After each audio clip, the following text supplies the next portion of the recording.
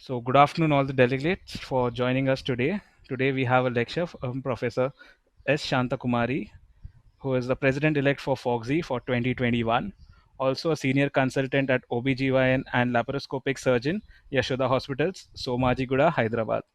So, the services in FOGSI, ma'am plays as chairperson FOGSI ICOG for 2018, secretary ICOG from 2015 to 2017, member of FIGO working group on VAW 2015 to 2021, also Vice President FOGSI for 2013, Secretary for TCOGS 2015 to 2019, IAGE Managing Committee Member 2015 to 2019, and Chairperson of MNNRRC FOGSI Committee 2008 to 2010. So other achievements ma'am has in her list is FRCOG Honours UK 2018, FRCPI, the Royal College of Physicians of Ireland, ICOG Secretary 2015 to 2017, National Corresponding Editor for Jogi 2011 to 2013, Vice President of FOGSI for 2013, Secretary TCOGS for 2017 to 2019, and Young Scientist Award at National IHR 1997. Okay, thank you, Hitesh. I think, sir. Yes, ma'am. So over to you. You can start with the session. Thank you for the kind introduction. Dear friends, I was actually just now, Alpesh Gandhi called me. He wanted to join the webinar to start the webinar introduction for this FOGSI series of webinars. But he just called and told me he's having a problem with his net connection. So he's not able to get the connectivity. So he has told me to convey his greetings to all of you on behalf of FOGSI, and he would try to join by the end of the webinar. Okay? Yes. So friends, today we are going to talk about multiple pregnancy in the new millennium. A very interesting topic, right? Multiple pregnancy has always made all of us quite what to say exactly, we used to feel very excited whenever we used to see any twins when we were children. But now we do find that definitely when we have multiple pregnancy in a normal circumstances, it would have been perfectly okay. All the excitement would have been there with multiple pregnancies. But in the new millennium, in this COVID time, every obstetric problem seems to be a big dilemma. So let's see how it is that we're going to deal with multiple pregnancies. Yes, looking at how multiple pregnancies is going to be in the future also. So let's just have a look overview of the multiple pregnancies as on now. So friends,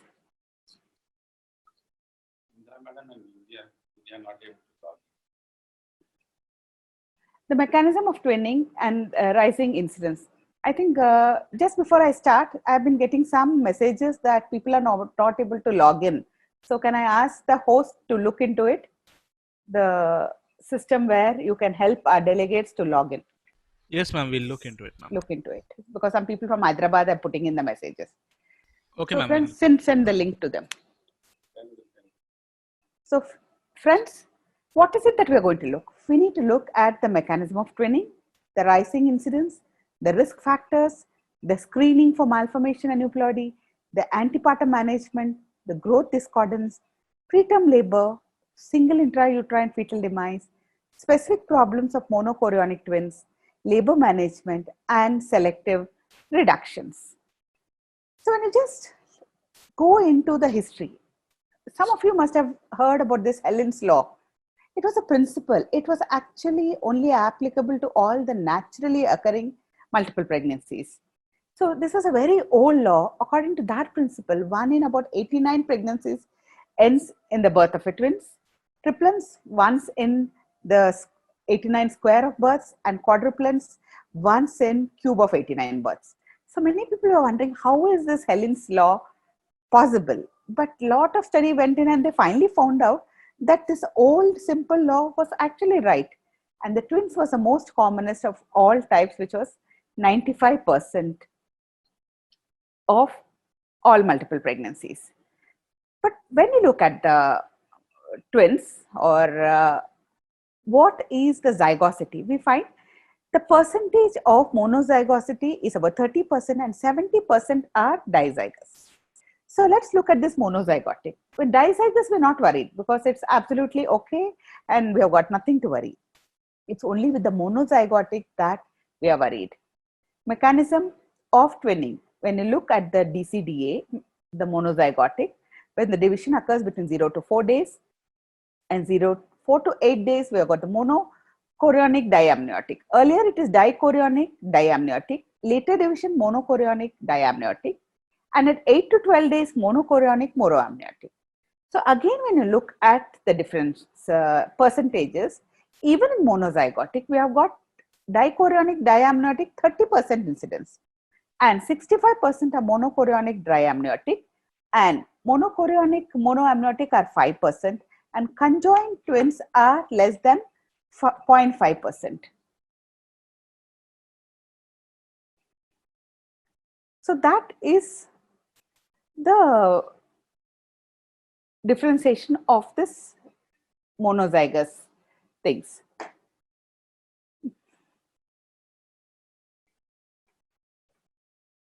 But now, the present generation, we find that the rising incidence is there in twins. Why is it so? We find that 77% there's an increase in twins, 4 times increase in triplets since 1980 to 2003. And ART 26% twins, 1.3% of HOMB. The ovulation induction probably could be one of the most important reasons, with 5% with clomiphene, 16 to 40% with HMG.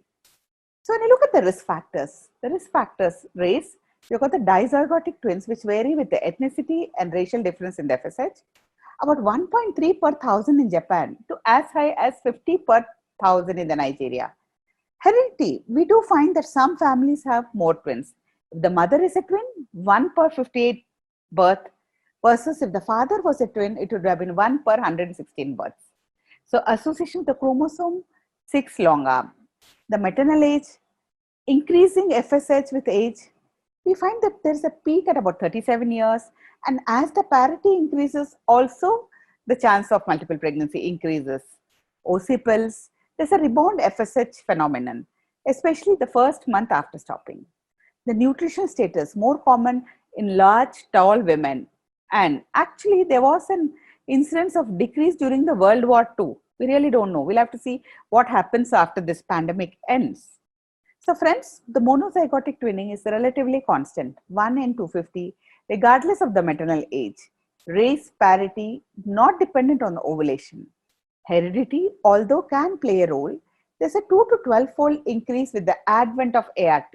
Now, this is what ART has given a gift to the mankind. Why is it that the management differs from a singleton? The fetal and maternal both have their own issues with multiple pregnancies. Why is it that we are worried from a singleton to a multiple pregnancy? Yes, we are worried because of the complications. Look at abortions, 7.3% per live birth.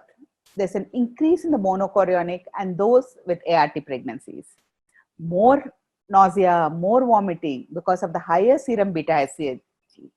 Anemia is more in these patients because of the plasma expansion is greater, and average about 50 to 60%, which predisposes to anemia. Hydramnios in 12% can cause obstructive uropathy. Plasma volume is increasing according to the fetal number.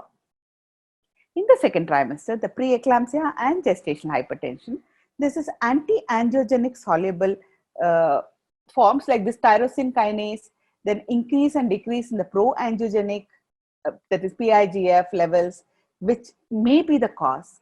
And there's a 12.7% to almost 20% increase, and there's more incidence of HELLP syndrome, DICs, renal failures, or eclampsia with these twins, unfortunately.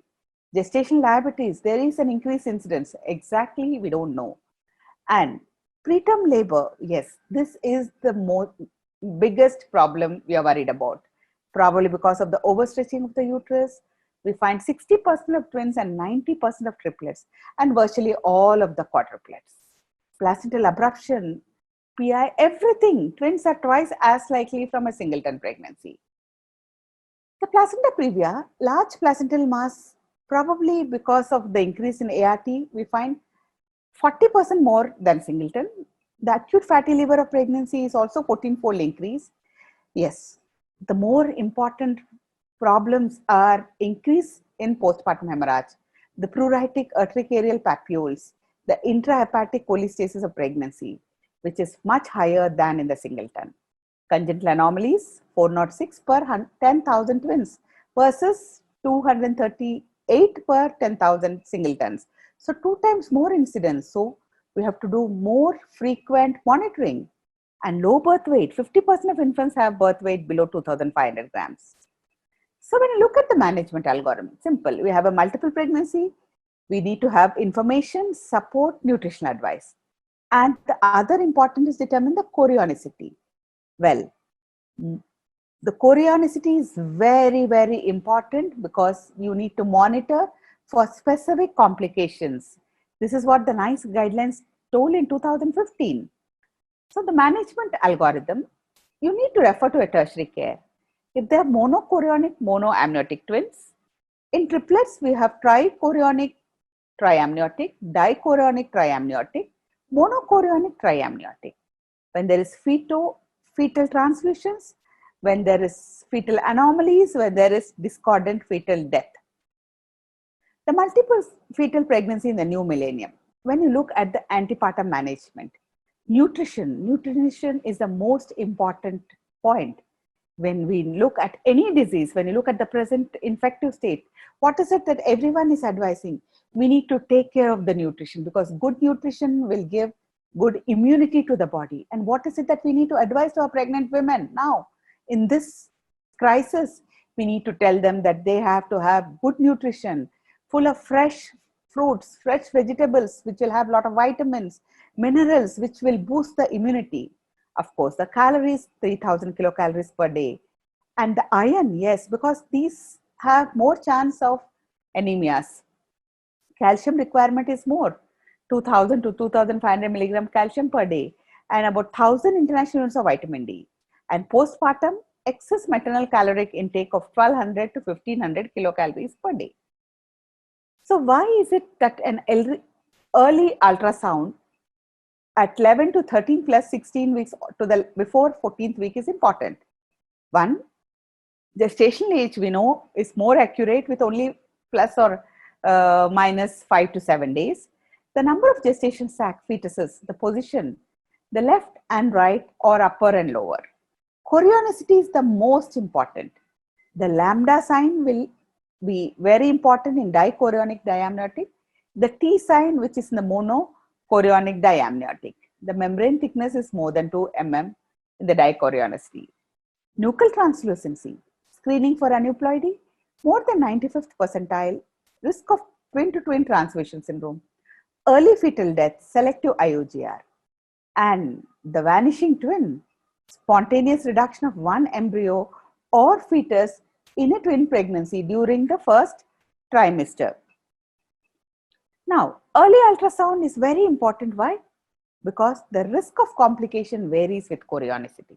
Best identified before 14 weeks with a 96 to 100% sensitivity. Friends, always remember when you have a multiple pregnancy, many of us obstetricians are well versed in the ultrasound.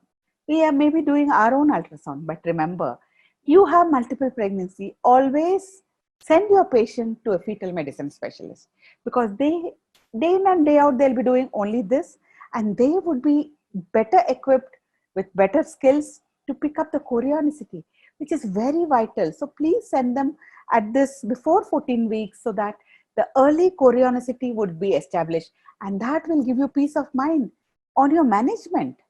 So this, you can look at the arrow pointing to the triangular projecting zone of tissue, which is the 2 amnion 2 chorion, which is the lambda sign. And here we have got the T sign. Friends, the most important is you need to take a picture of this sign so that you have confirmation about the chorionicity, because after some time this disappears. You will not be able to record. Screening and management of the fetal complication. Chorionicity is utmost important. Screening of specific structural anomalies. Screening for aneuploidy and the unique complications. Structural anomaly screening. The dichorionic risk of each fetus is same as singleton, that is 2 to 3%. Monochorionic risk is 3 times higher than singleton, that is 6%.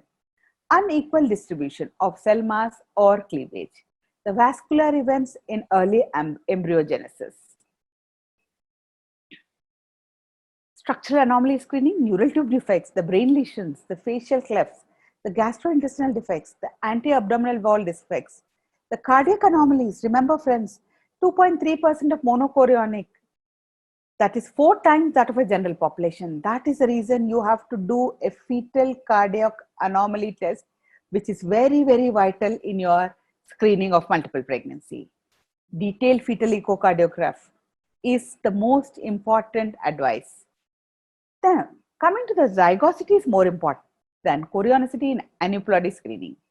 Only chorionicity determined by scan within 14 weeks, and then no non-invasive test for the zygosity. For all practical purposes, chorionicity is used as a surrogate marker for zygosity in the current clinical settings. So when you look at the aneuploidy screening, you have a monozygotic. Each fetus risk is similar to a singleton. Its pregnancy-specific risk. The nuchal translucency is average to 1 pregnancy. Whereas a dizygotic, each fetus has got independent risk. The fetus-specific risk. The nuchal translucency measured separately. Example, age-related risk of at least one twin having Downs for a 40-year-old woman is 1 in 100 plus 1 in 100. That becomes 1 in 50. Both fetuses affected is obtained by multiplying the age-related risk of 1 in 100 into 1 in 100 will be 1 in 10,000. Now, the NT measurement combined with maternal age has been the method of choice for prenatal aneuploidy screening in twins, sensitivity more than 70%. First trimester serum screening plus NT has improved results over maternal age and NT. Remember, the first trimester serum screening and NT has better results. The role of serum biochemistry in a second trimester is very limited and not practically useful in multiple pregnancy. So, second trimester screening for aneuploidies in multiple pregnancy is only ultrasound based. So, remember the difference in the multiple pregnancy.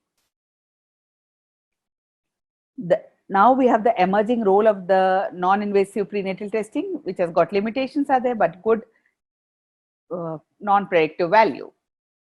Now coming to the invasive prenatal testing, what test? Is it the chorionic villus sampling or the amniocentesis? Now advantages of the CVS is earlier identification, the selective termination, and amniocentesis risk of fetal loss. The amnio versus CVS is 2.59% versus 1.53%. Should one or both twins be sampled? Both fetuses to be sampled, which is the ideal situation. If monochorionicity is established before 14 weeks and no discordance, one sac can be sampled, but heterokaryotypia is also known in monochorionic twins.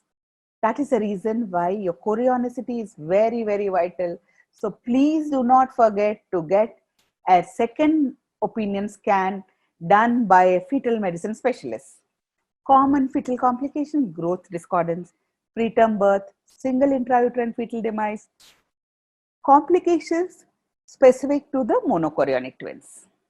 Now, how we are going to manage the growth discordancy? We've got the dichorionic, more than 28 weeks, analogous to singleton management, preferable to delay the delivery. There are no neurological consequences. Then, monochorionic, your umbilical artery tracing, more than 1 minute, twice weekly, look for absent end diastolic flow or reverse end diastolic flow. No IAEDF or REDF reverse.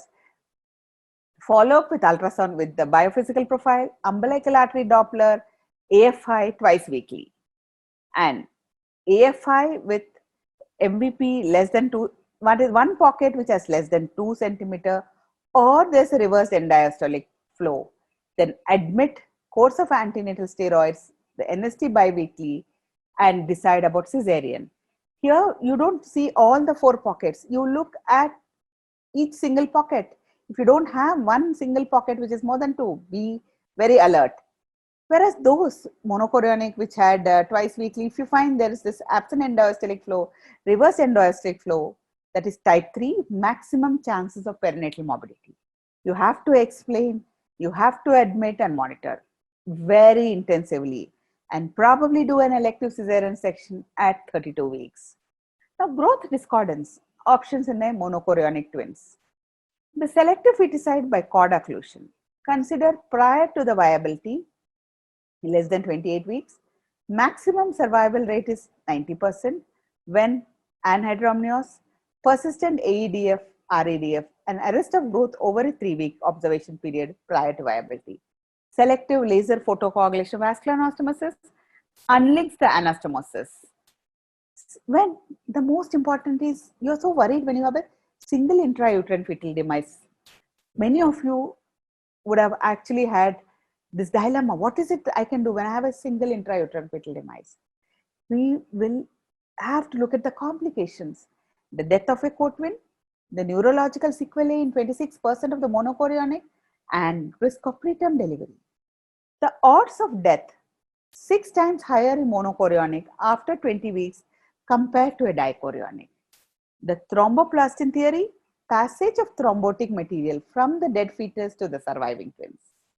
The ischemic theory, sudden hypotension causes flow from the surviving twin. Ischemic injury in surviving twin. This is cerebral palsy, porencephaly, multicystic, and encephalomalacia.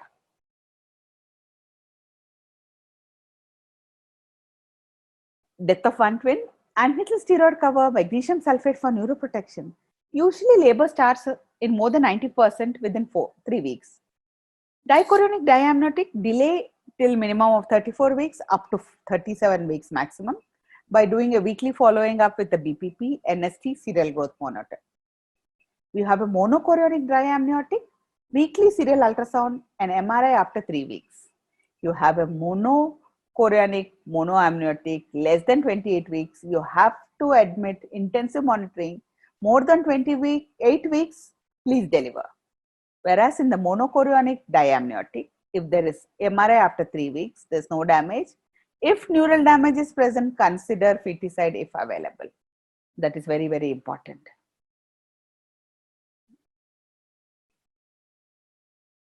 Now, with this single intrauterine fetal demise, coagulopathy is very uncommon. Weekly hemogram with platelets, APTT after 4 weeks. Now, they say some of the studies have told that single intrauterine fetal demise per se is not an indication for cesarean section. Vaginal delivery, if the live twin is leading, cephalic, average gestation age. Whereas cesarean, when there's a malpresentation, leading live twin growth restricted, dead twin leading, or there's a monochorionic monoamniotic.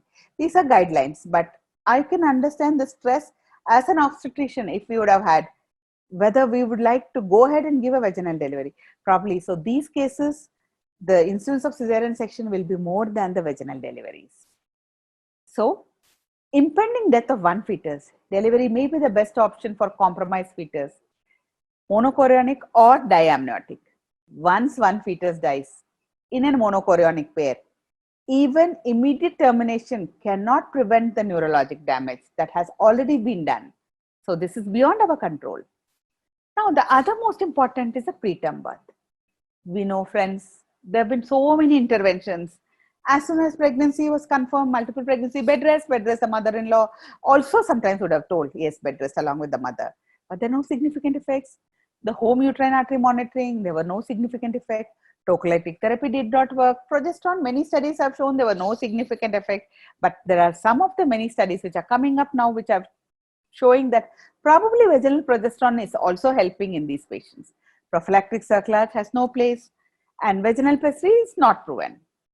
So preterm birth, and there was some study with this Arabin cervical pessary which was fitting at the level of internal loss, but it was not a big success. There are some unique fetal complications in monochorionic twins. The perinatal mortality of monochorionic twins is nearly as twice as high as dichorionic twins, 2.8% versus 1.6%. Twin to twin transfusion syndrome, twin anemia polycythemia sequence, twin reversal arterial perfusion, which is a TRAP sequence, and selective intrauterine growth restriction. Now, twin to twin transfusion syndrome management, early diagnosis, establish the chorionicity at the earliest, usually serial AFI and bladder shadow, in both the twins every 2 weeks, starting at 16 weeks in monochorionic twins. Explain the risk. Neurological damage, 6 to 26% depending on the intervention. Stage 3, perinatal loss, 70 to 100% without intervention. Timely intervention, refer to a higher center for laser ablation or a RFA. So, you have first grade follow-up with ultrasound. You have a stage 2, stage 3, stage 4, then going for a laser ablation. Stage 5, you have to counsel regarding the death of fetus and the neurological sequelae in the co-twin.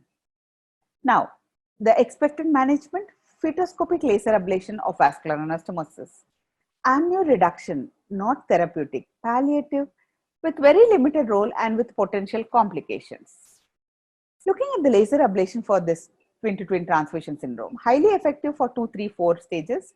Ideal time for the laser coagulation is between 16 to 26 weeks. That's what the BJOG way back in 2007 said, which is holds good for today. Dichorionization of the monochorionic placenta. Non-selective along the intertwin septa.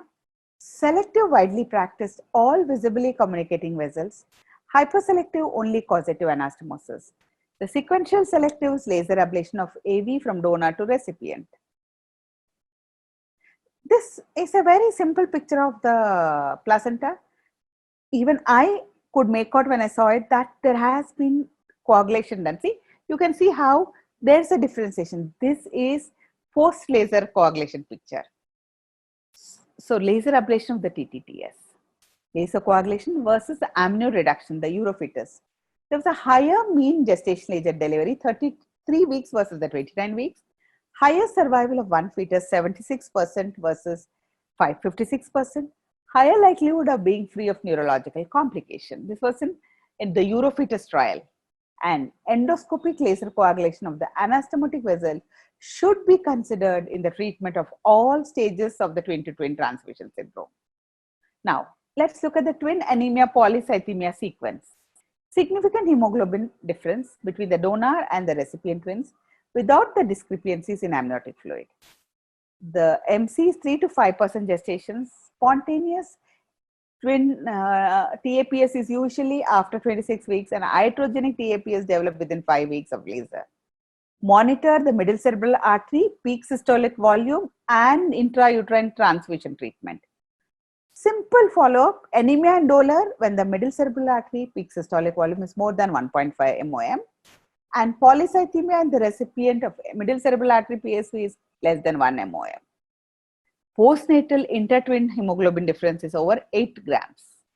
The TRAP management, cesarean obstetric indications, delivery, more than 16 weeks, umbilical cord bipolar coagulation, radiofrequency ablation, the intrafetal laser therapy, less than 16 weeks, spontaneous demise can occur in 1/3 of the cases. Now look at this 3 mm bipolar forceps for the TRAP management through the ultrasound. Less than 16 weeks, spontaneous demise can occur in 1/3 of the cases. Now in utero therapy, the TRAP factors serial A, intrafetal laser, and the series is the RFA. Pregnancies 85 and 51. The weeks of intervention was 14 to 24 weeks. 14 to 25, survival rate is 85% to 82%. Complications, PPROM, IUD, and preterm birth. The monochorionic, monoamniotic, 1% of all monochorionic pregnancies, division of 8 to 12 days after fertilization, common with in vitro fertilization using the zona manipulation. Now, you got the monoamniotic monochorionic twins management. you got twins, monochorionic and unique to the monoamniotic monochorionic. The monoamniotic monochorionic management, unique complications, monoamniotic monochorionic. Congenital anomalies, 28%, especially cardiac anomalies. Cord entanglement in 76%. High mortality rate in 20%. This is a picture where you can see there's a persistent absent end diastolic flow, the umbilical Doppler notching. High mortality rate, 20%. The monoamniotic monochorionic management, early identification, detailed anomaly scan 18 to 20 weeks, fetal echocardiogram, admitted 26 to 28 weeks, course of corticosteroids, biophysical profile at least twice weekly, monitor the twin-to-twin transfusion syndrome 2 weekly. Look at NST 1 hour, look for the variable deceleration thrice a day. Cord entanglement, not an acute event but subacute event, can be monitored and delivered when the biophysical profile is poor or the NST is non-reactive, delivered at 34 weeks by cesarean section. Now, the conjoined twins. Well, with the advent of ultrasound and good, I think very good ultrasound diagnosis, now the conjoined twins has definitely reduced. But when there is incomplete splitting after the day 13, 1 in every 50,000 to 200,000 pregnancies. The diagnosis ultrasound 11 to 14 weeks, fetal heads in the same plane, unusual backward flexion of the cervical spine, no change in the relative position with time or with movement, detection of the fetal anomalies, more than 3 vessels in umbilical cord. The MRI clarifies doubts on organ shared. Now, conjoined twins, these are some of the pictures. What's the outcome? Intrauterine death occurs in about 40 to 60% of the cases. In nature's way of trying to remove what is not good. Then, early neonatal death in 35% due to severe anomalies. Overall survival rate is about 25%. Conjoined twins, strong suspicion of conjoined twins in monoamniotic monochorionic early diagnosis. Detailed imaging on organ shared, absence of malformations, lack of bone unions, and existence of separate hearts, brain, predictors of successful surgical outcome. Parental counseling, give options of termination if prognosis is not favorable. Cesarean preferred mode of delivery. We have seen some of these rare parasitic twins where there's asymmetric or unequal conjoined twins, where because of the external one ceases development as vestigial organs, supernumerary limbs, and so sad to see such pictures in present day obstetrics. The parasitic twins, we have this asymmetrical or unequal conjoined twins. Internally, fetus in feto, we have heard early in development, one embryo may be unfolded within its twin supported by few large parasitic vessels. The fetus, now, most important, fetus surveillance and monitoring. The monochorionic twins start at 16 to 18 weeks, scan every 2 weeks, AFI and bladder shadow, growth once in 4 weeks, dichorionic every 4 weeks starting from anomaly scan. Doppler uterine artery not to be offered in uncomplicated pregnancies. The fetal echo in all the middle cerebral monochorionic 18 to 22 weeks. Antenatal visits every 2 weeks. Fetal surveillance continuing the NST monitoring, uncomplicated diamniotic dichorionic starting at 34 weeks once every week. Uncomplicated diamniotic monochorionic starting at 32 weeks once a week. Intrapartum management. The labor and delivery timing. The NICE, the ACOG, the RCOG, COG, they all say dichorionic dry amniotic around term 37 to 38 weeks. The monochorionic dry amniotic is less, 34 to 36 weeks. And monochorionic monoamniotic, we have got very few guidelines, 32 weeks, but you have to admit at 28 weeks. So prolonging twin gestation beyond 38 weeks increase the risk of fetal death.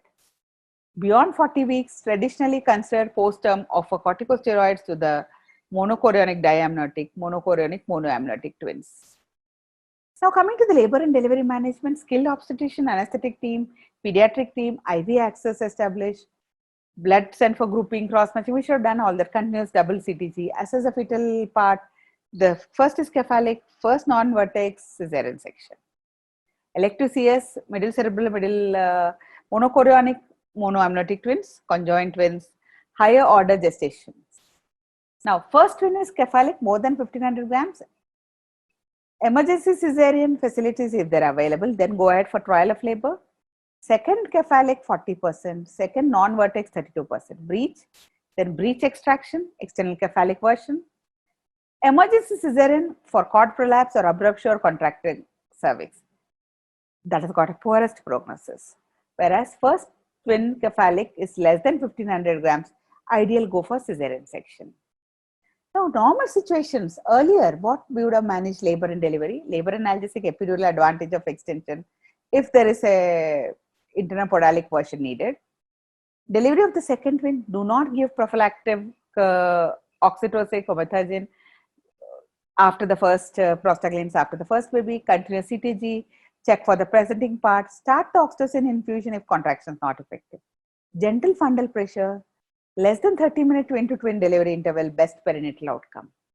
There are special circumstances when the lie of the second twin made longitudinal by external cephalic version, internal podalic version, plan emergency LSCS, persisting malpresentation, if there's a cord prolapse, if there's an abruption, if there's a fetal distress, if the cervix is closing. Now, the indication for internal podalic version in modern obstetrics in labor with breech as the second twin. Third stage, active management of third stage of labor. Be prepared for atonic PPH. VBAC can be offered with one previous LSCS.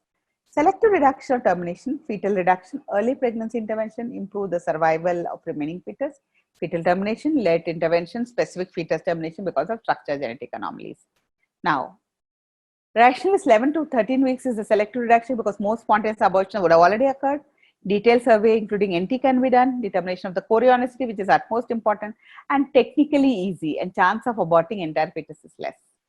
Selective reduction procedures, easily accessible method is 22 gauge needle, introduced into the fetal thoracic, introduction of KCL, 1 to 5 ml, asystolic should be observed for 1 to 2 minutes and rescan after 30 minutes. Remember friends, risk of loss is less than 1 to 5%. Higher when you are starting the procedure and the loss decreases as the experience of the fetal specialist increases. Now friends, this is how we would have managed the multiple pregnancies. Now let us look at the multiple pregnancy in the new millennium, the novel COVID-19 pandemic. Now this actually makes us stop and think. It sort of makes you wonder, what is it that I need to do? So when this dilemma was happening, Foxy actually got on the feet, and this year our president Alpesh Gandhi with all of us in Foxy decided that we need an urgent GCPR. Friends, the first GCPR was made on March last week. As soon as we realized that we need to give a guide to our members, and I'm very happy to say that the review second GCPR is just going to be released in a day or two. I think probably by today, tomorrow it will be released, where the Foxy has upgraded the knowledge with the past 4 weeks, our management of patients with the novel pandemic. So as soon as come, please go through it. So now this earlier guidelines, very simple measurements of the pregnant women to prevent COVID is the same: social distancing, tell them to stay at home, follow hand hygiene, respiratory hygiene, avoid touching of the face and keeping distance. Then precautions for healthcare workers. We have always told the healthcare workers are the high risk of getting infection. So take all precautions, do distancing, do personal protection equipment, and wearing mask has now become compulsory. Chemoprophylaxis is recommended with HCQ only for healthcare workers with following the protocols of the ICMR and in case of accidental exposure, but don't get into a false sense of complacency that nothing will happen after taking HCQ. Clinical presentation of COVID in pregnancy is very strange. Most pregnant women may be mild. Now what we have seen is there are asymptomatic. They're asymptomatic carrier. The past few weeks, 1 week actually, we have been seeing an increased number of maternal deaths in our set in some of the hospitals recorded. Probably it could be that many centers are closed because of this lockdown and small setups are not able to cope up. So probably women with complications are reaching the tertiary care center later because there are issues with the transport and other things. But still, we don't know whether this underlying infection could be leading to this atypical presentation. And testing for COVID, now we know the ICMR guideline has changed. We have a slide on that. Quarantine for pregnant women is very important. Notification of COVID-19 cases is mandatory. Remember that. Follow your protocols which your state government has given and notify to the government. Effect of COVID-19 as such, we know out of the limited studies, we know there has not been much of teratogenic effects. So as on now, and we thought that there was no vertical transmission, but there are few studies now which have come up that probably there is a vertical transmission, but that's not yet clear. And arrangement in the existing healthcare facilities to manage the COVID-19 exposed, this is all there in our GCPR. Terminate MTP and activities should be offered to our women. Assessment of the pregnant women not in labor with COVID-19, you have to recognize the critically ill women, and most women actually need not be hospitalized. Only critical cases, when they have problem, they may need hospitalization. So medical management with the drugs, every day we are finding that some antivirals, that remdesivir and other such drugs, people are finding better outcome. So management of the labor and delivery in women with COVID-19 infection, we need to understand there's no rationale to induce labor or deliver a woman early because of COVID-19. Labor analgesia, regional analgesia anesthesia can be used in women, but specialized technique adopted for general anesthesia. Newborn care to be practiced as a routine. Cleaning, maintenance of facilities, medical equipment with 1% sodium hypochlorite. Postnatal care, diet should be good. Training and managing the healthcare cadre. There are a lot of people actually were wondering. Now we are in this lockdown, we are having so many webinars. Friends, this is a new disease. None of us are specialists. Somebody was commenting, people are giving lectures on COVID management with experience, but we need to understand. We learn with our limited knowledge. We learn with exchanging our knowledge with people who have dealt. So these webinars and these discussions will help us to cope better so that we'll be able to take care of ourselves and our patients. The protocol for donning PPE and the protocol for removing PPE, please do learn the techniques. Friends, when you look at the symptomatology, 30% of asymptomatic patients, however, they were infective super spreaders. 55% had mild symptoms, 15% had moderate severe symptoms. Fever, dry cough, dyspnea, sore throat, diarrhea, and about 5% need ventilatory support. The period of infectivity is throughout the duration of disease. Till 2 PCR samples, 24 hours apart are negative, or patients are asymptomatic for 72 hours. Now friends, in the new millennium in the COVID, what are the changes? The changes in the consultant rooms, OPDs, modify your consulting room, make it airy, make it a UV-based AC plasma, decrease the contact by digital online consultation, minimize the clustering by giving appointments. Please learn. Each patient should be asked for history of COVID, contact, SARI symptoms, tested for temperature at the entry of the clinics. Patients and relatives should be minimized. Only one person and they have to wear a mask. Surgical mask is advisable, a 3-ply mask, or the attendants should wear a double layer cloth mask. Educate about distancing, sanitization. See that they hand sanitize before they enter. Clean the machines, ultrasound, colposcope, your scales, fetoscope, stethoscope between the patients. Use disposable paper rolls and covers. Download the Arogya Setu app. And what are the changes you'll make in your indoor hospital practice? Upgrade your facilities, decrease clustering. Please make single rooms, relook at your AC, take expert opinion. You need to refit your OTs. Routine pre-procedure testing for all, as and when advised, routine precautions for all, aggressive use of disinfectants. And yes, friends, COVID infection is there now. Probably it is going to stay for some more months. So we have to actually take all the measures and do some changes in your day-to-day practice. Probably HCQ prophylaxis as per the ICMR guidelines, with taking care to see that if there are any risk factors to avoid it. One pen, phone, water bottle, packed food. Leave everything in the car. I think we need to forget about wearing a lot of jewelry, or I think clothes which are a little difficult to manage, which we need to wear simple clothes which can be washed as soon as you come home. Try not to use the lift, don't touch anything, sanitize, wear mask, goggles, washable footwear. And if you are donning the PPE, either use the washroom, and if needed, you need to have a diaper, because it's very difficult to don and detone the PPEs. And even your mobile phones, etc., need to be very, very aseptically cleaned and take bath. There are some nice techniques which people are advising. Many phones have gone conky because of, I think, overzealous cleaning of the phones. So there was a very nice tip. They said when you want to clean your telephone mobile, you first switch off the telephone, take your sanitizer in a soft cloth, the one you use to clean your spectacles, use it to actually clean your phone properly, and then maybe the ports you can use an simple earbud to clean it. So these simple techniques.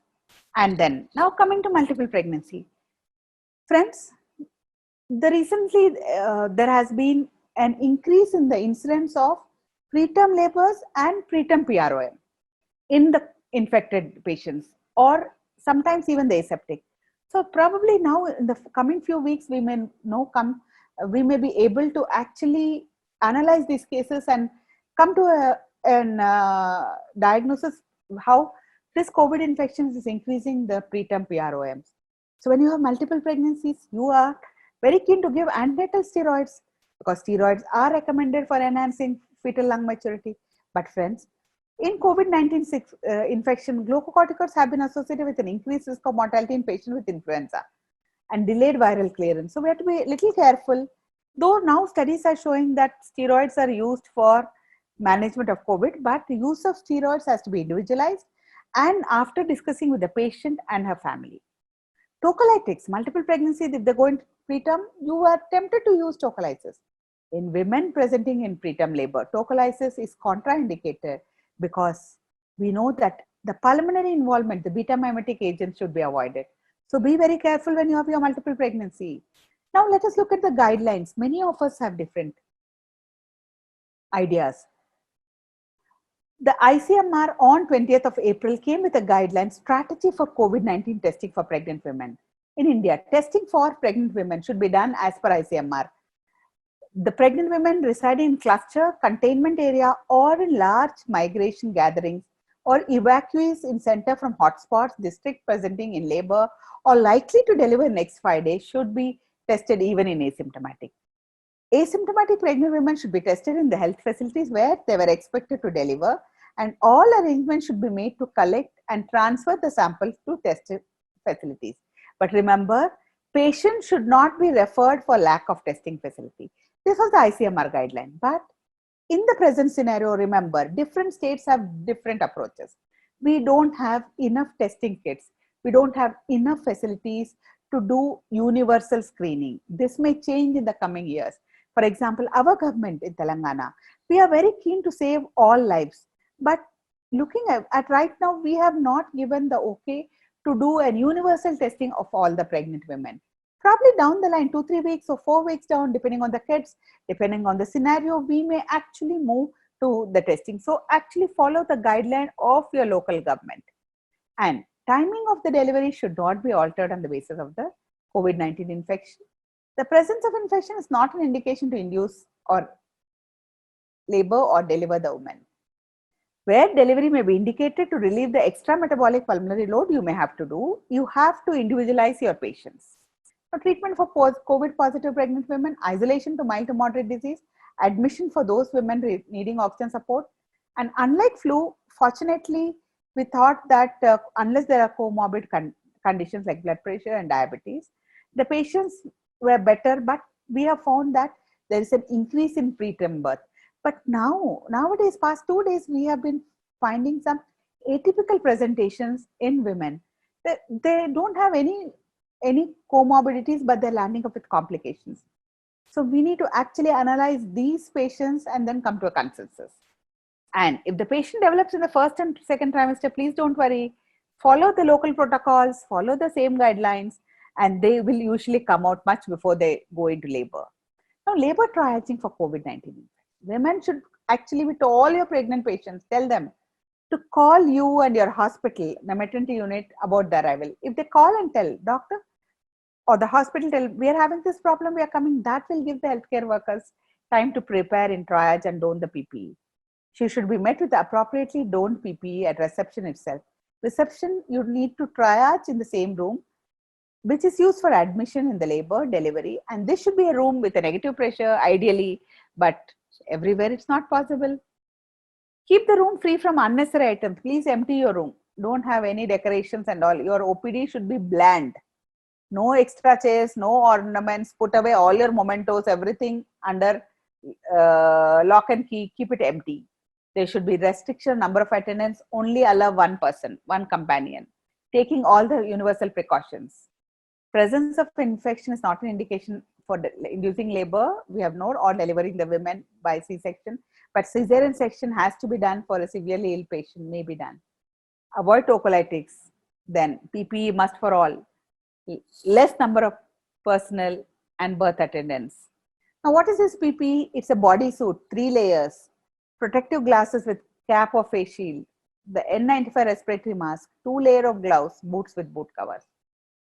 Many of us are getting a lot of pictures in most of our WhatsApp and social media, and most of them are, see, everybody is going on, we don't have PPE, we don't have PPE. None of the whole world didn't know what PPE was because we were not actually prepared for a pandemic. I did see one video where the past president of America, I think it was a Junior Bush, who in 2005 made an statement. That video was when he was in an infectious disease conference. He said, world over, we are not ready to actually be prepared for a pandemic. Infectious diseases is a very important aspect. We have to be prepared. If we have to face a pandemic, we have to have personal protection equipment. We need to think about the vaccination. We need to think about the other things. He mentioned it 2005 was almost 15 years before. There was so much of forethought in that gentleman's idea. But then I think all of us never thought that in this advanced stage, we will not have an infection. So friends, you need to do a cesarean. Take care of your operating room. There should be a barrier between the gynecologist and the patient. The PPE is a must. Patient should wear a mask. Minimize people in the OT. So that will reduce the chance of exposure. That will reduce the number of PPEs you use for a case. Regional anesthesia, epidural or spinal, general anesthesia only with care, post-operative isolation and barrier nursing. Anesthesia, remember, regional wherever possible. Present scenario, preterm is a big concern. So we have to individualize. Please follow the FOXI GCPR on the management of OPD labor protocols, which is evolving to by tomorrow. The new second book of GCPR will be released on the website. You can go through it, download it on your system and keep reading it so that it will help you to upgrade. Friends, so multiple pregnancy, new millennium, you need to identify correctly, assign the chorionicity, systematic labeling. Remember, every one of us is not a specialist in everything. I may be good in some gynec work. I may be good in obstetric work. I may be a fetal medicine specialist. If I am an obstetrician, if I'm not good in endoscopy or excellent, I need to actually take the help of a senior person in complicated cases. I'm an obstetrician who can do simple ultrasound, but not a fetal medicine specialist with grade 4, grade 5 level of diagnosing chorionicity. I should take a second opinion. So remember, if you don't know how to manage the cases, take help from your colleagues, nothing wrong. Science is there, which is evolving, and we need to learn, we need to attend, we need to upgrade our knowledge. Serial monitoring, unique complication of monochorionic pregnancies with new age solutions in the millennium. So friends, multiple challenges, multiple solutions by the millennium specialists. So friends, thank you. And I think we really need to give 3 cheers to FOXI and Dr. Alpesh Gandhi and the whole team of FOXI 2020. We have who have done a great job. And in fact, our other colleagues at Foxy. I've been learning a lot by listening to some of the webinars. I never used to sit and listen a lot before. I never used to read, but this time, this the situation is forcing me to actually listen.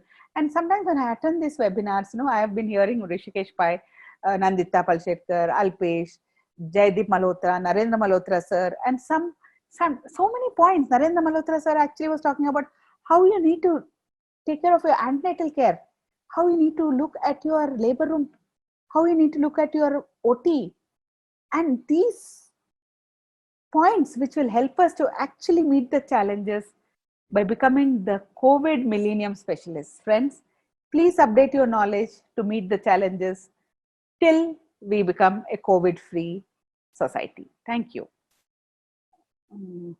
Yes, Dr. Shivamurthy from Telangana. Hello, sir. Does ART trigger twin pregnancy? Yes, the incidence of multiple pregnancy is definitely more in the ART pregnancies. Of course, now with the number of embryos transferred and all, the higher grade multiple pregnancies are reduced. Now we have another question from Dr. Radha B from Delhi. Hi, Radha, can you mention any perfecting technique which are used to avoid twin pregnancy? I think Radha, you will have to ask the ART specialist, and probably a simple technique would be to transfer a single embryo. I'm not an ART specialist, but I'm sure Dr. Vindhya, Dr. Nandita, Dr. Rishikesh Pai, Dr. Mamta Deendayal, etc., Jaideep Malhotra would be telling the same.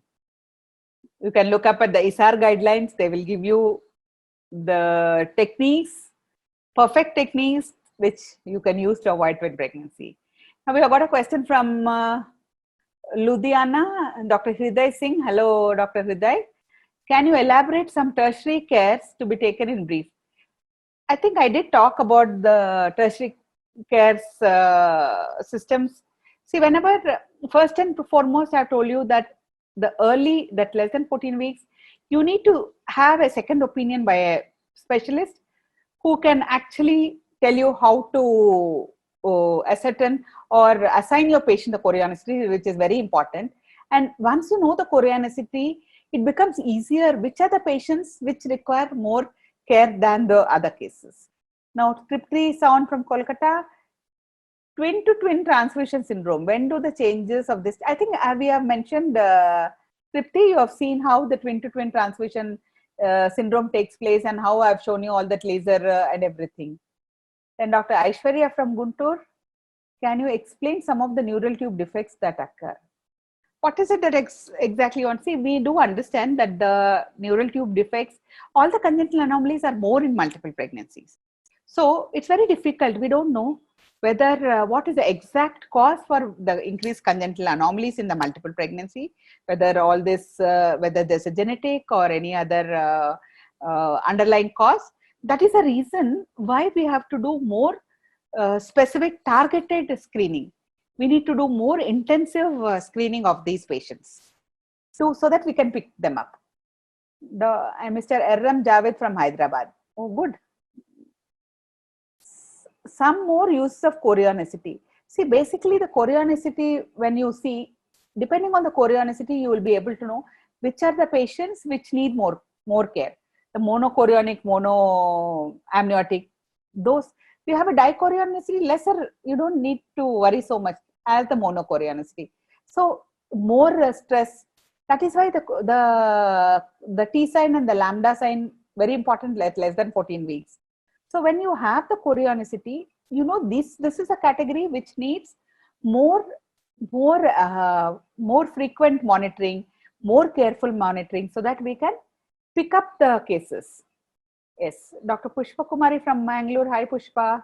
What is the limitation of thromboplastin theory? See, all these theories are out of the experiment, which out of post-mortem, which was the autopsies which were done on all those babies. And limitations, you really don't know.